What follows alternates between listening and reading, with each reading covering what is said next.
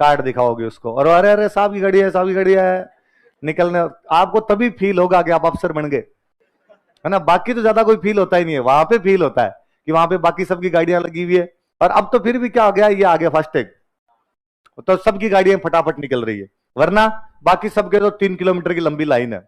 आपकी गाड़ी साइड से अलग से जाके केवल यूं दिखा रही है और दिखाते हुए वहां से जा रही है, तब फील होता कि नहीं अपनी भगवान है, अपनी सीट भगवान से ज्यादा दूर नहीं। और आपको तो फील आता है, वो आता ही है, आपके जितने भाई बंधु होते हैं, आपकी बुआ का बेटा, आपके मामा का बेटा, आपके चाचा का बेटा, चाचा के बेटे का साला,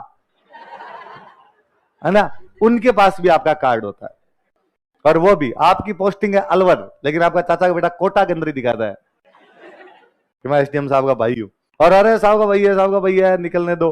तब यूं लगता है कि भाई साहब अपने आरएस बने तो कुछ ना कुछ तो अचीव किया है। तो ये पढ़ाई वहां पे काम आएगी, वहां पे आपको लगेगा कि रात दिन जो माथापच्ची की थी, भगवान जाने किस किस के मार बाप याद किए थे, लोगों के माँ बाप याद करने पड़ रहे हैं, अपना क्या लेना देना है, उसकी माँ ये थी, उसका बाप ये था, है वो जो याद किए थे वो आज के आगे अपने काम आ गए। तो अलाउद्दीन ने कहा कि भाई कार्ड देख लो यार, मैं खुद ही एसडीएम लगा हुआ हूं, तुम एसडीएम हो।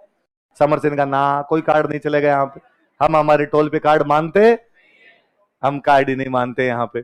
तो कार्ड नहीं मानते तो वो तो होता है कि भाई एक तो बन जाता है आरएस, प्रॉपर आरएस बन जाता है एसडीएम।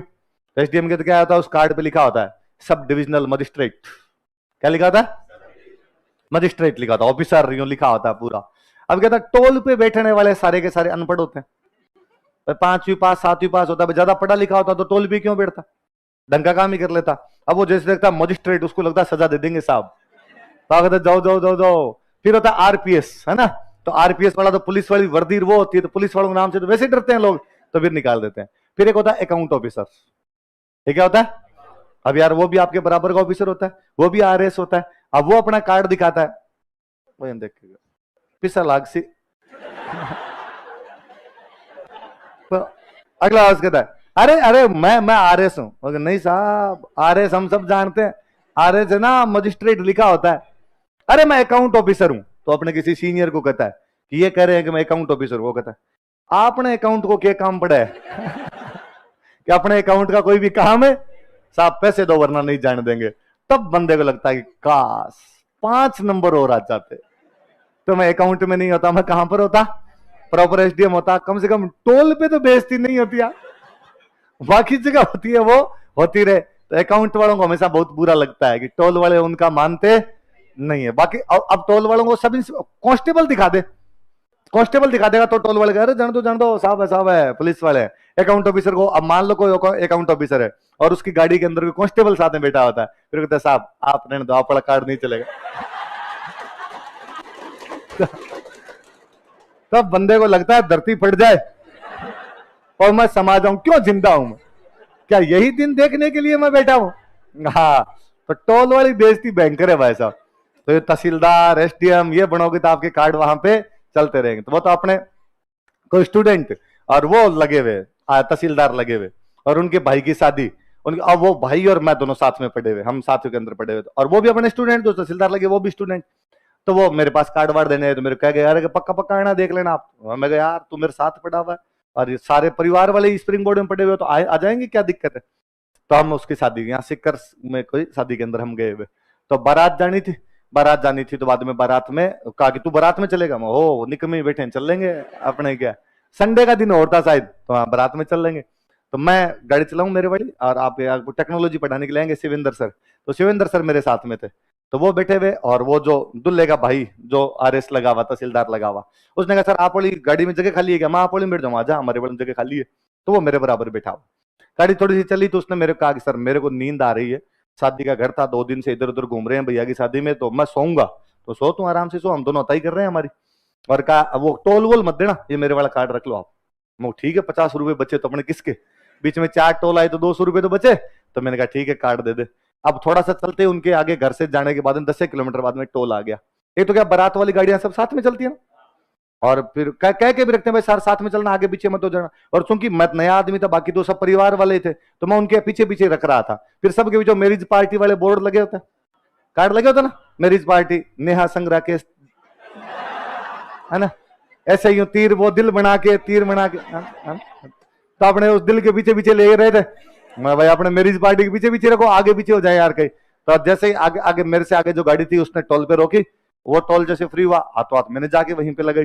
जाके लगाते, अब आज अपने को पैसे देने नहीं थे, आज अपने पास में वो था, कार्ड था, ऐसे डाउन गया, दिखाया, दिखाते वो जो टोल वाला था उसने मेरी तरफ देखा है, तो मैं समझ गया कि ये फोटो मिला रहा है ना, अपनी तरफ देखे। तो मैंने कहा ना ना ना, मैं तो ड्राइवर हूं, साहब सो रहे हैं।